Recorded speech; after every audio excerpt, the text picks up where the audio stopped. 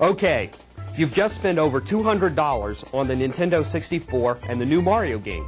You pop it in, stretch Mario's face just for fun, then listen to Princess Toadstool invite you to the castle and watch the Lakitu Cloud fly around with his camera. You arrive via tube. Remember, you're a plumber. It's your first time in this brand new world, and what a world it is.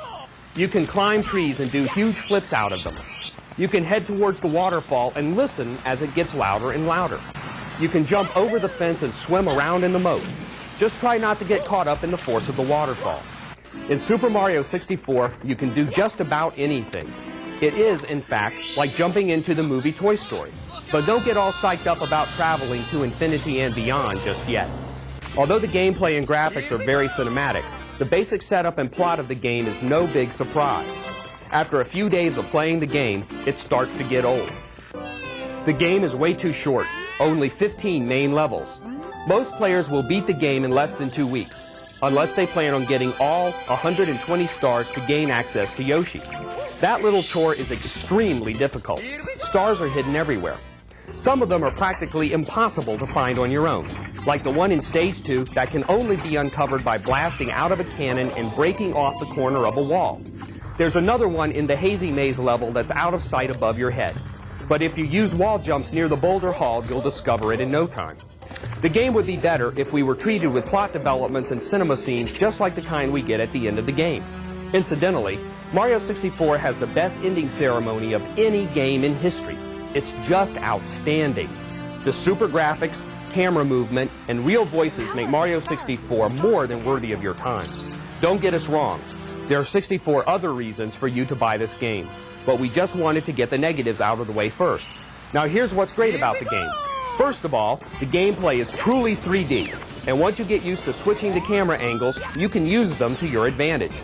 Mario 64 was developed using Silicon Graphics computers, the same computers that brought you the special effects in Jurassic Park, Twister, Independence Day, and of course, Toy Story. The significance of this is that video games are becoming so advanced and so popular that they're starting to gain Hollywood's attention.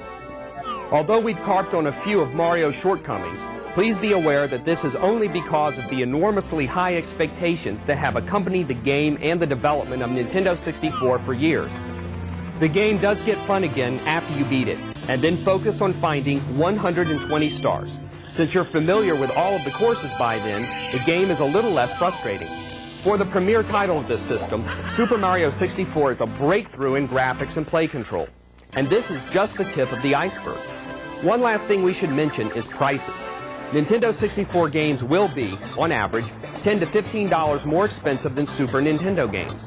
This means that most games may cost around $70, compared to an average of $50 for first-generation gaming systems. Although we believe that Nintendo will definitely beat its current rivals when all is said and done, well-established and emerging systems like Sony PlayStation could surprise us all. That's how things look right now. But as the Nintendo 64 grows and the writable disk drive is introduced, the gaming game will surely change. We all want the best games there are. We all want games that give Hollywood a run for its money. But how much are we willing to pay for these great software titles?